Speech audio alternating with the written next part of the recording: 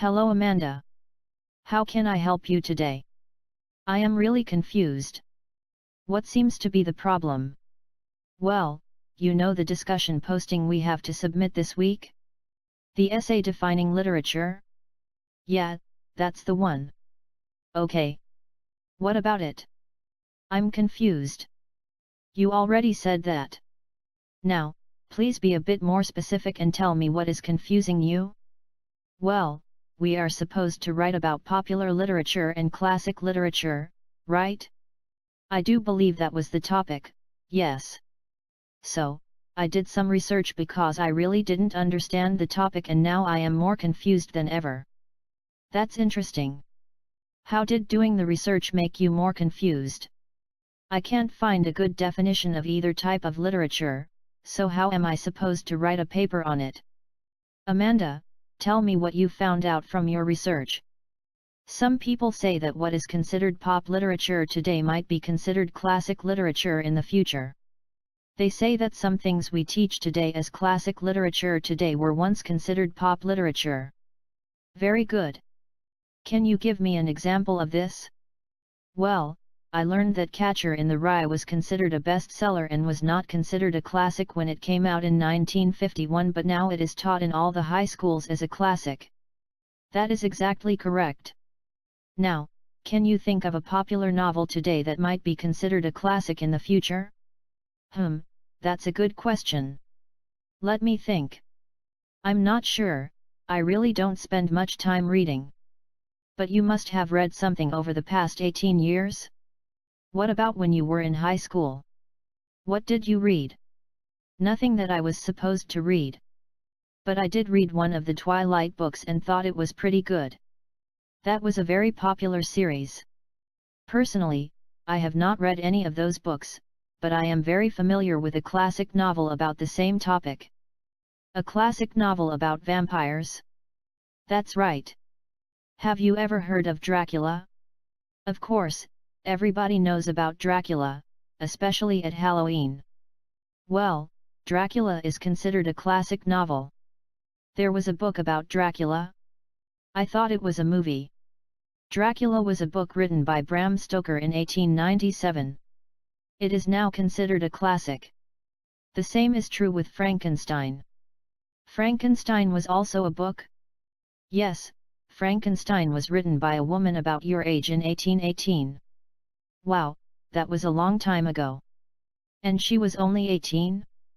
Yes, she started writing the story when she was 18. Wow. That's pretty cool.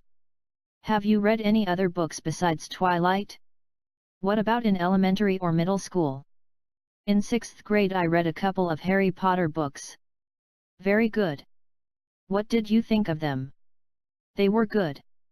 I really only read them because they were worth a lot of AR points, but I did enjoy the first couple. Then they started making movies, so I stopped reading the books. That's a conversation for another day. Let's stay on topic. Do you think the Harry Potter series might someday be considered a classic? Well, if what you said about Dracula and Frankenstein is true, then I guess it is possible. Correct. Did you ever remember reading Alice in Wonderland when you were little? I think someone might have read it to me. That is another example of a fantasy novel that has become a classic. So, what does all this have to do with my assignment? I was hoping you could tell me. Think about this. Why do you think there is so much debate over the definition of literature? I'm not sure.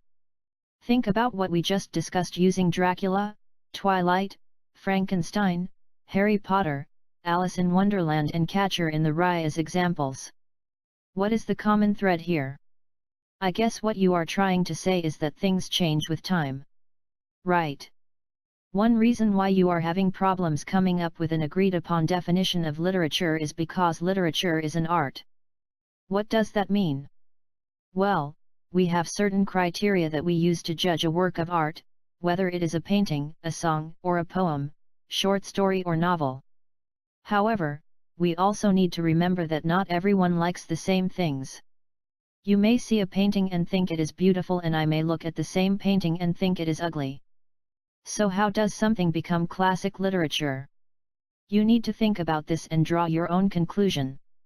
That was the point of the assignment.